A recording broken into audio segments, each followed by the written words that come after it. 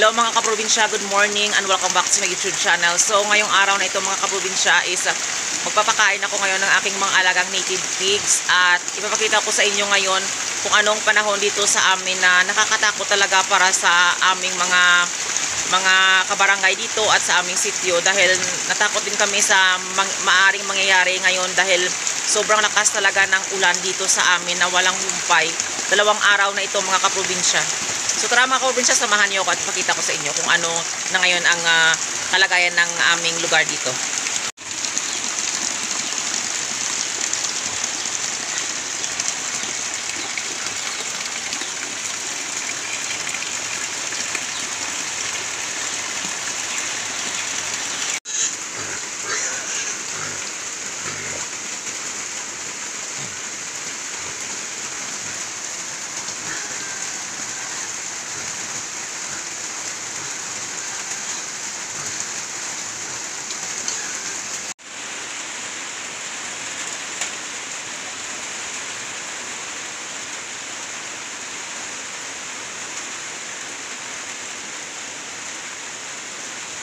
So ayan mga kaprobinsya, grabe talaga, sobrang kapal talaga ng ng ulap at walang humpay talaga dito yung pag-ulan sa amin.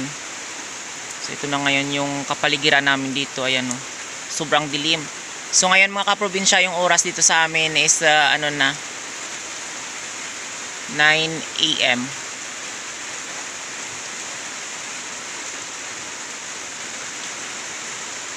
Ayan. So nakikita nyo madilim. Kahit yung mga magvi-video ako, ayan, ng kural ng baboy, ayan, madilim.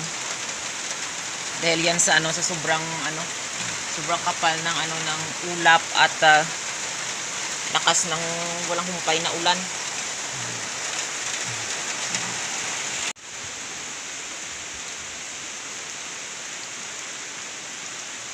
So ayan mga kaprobinsya, nakikita nyo yung mga basakan o yung mga palayan is maraming tubig, ayan oh.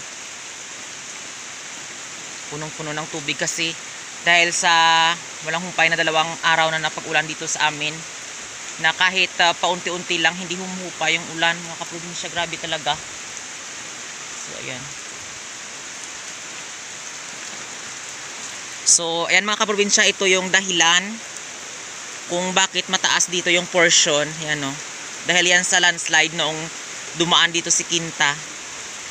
So ayan. So mayroon pa diyan dati mga tanim na puno ng ng tawag dito, ng mga kahoy, ayan oh, namatay na yung iba. Tapos doon yung yung mangka. Ayun, doon na sa ilalim. So dati dito yan sa itaas, pero dahil nung naglandslide, so napunta doon sa ilalim na portion yung yung mangka or langka, ang tawag nila dito sa ayan na. Yan ang tawag ito sa amin.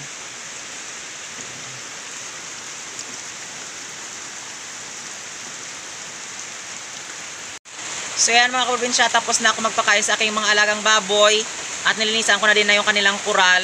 So ayan, grabe talaga mga kaprobinsya ngayon sa amin dito. Sobra talagang lakas ng ulan. Hanggat ngayon, hindi din humuhupa yung ulan. So mga kaprobinsya, mag-ingat po tayo palagi. At palagi nating papanalangin sa Panginoon na walang masamang mangyari sa atin. So maraming salamat sa walang sawang pagsusupport at panonood nyo sa aking YouTube channel. And don't forget to like, share, and subscribe to my YouTube channel. Thank you for watching and happy farming!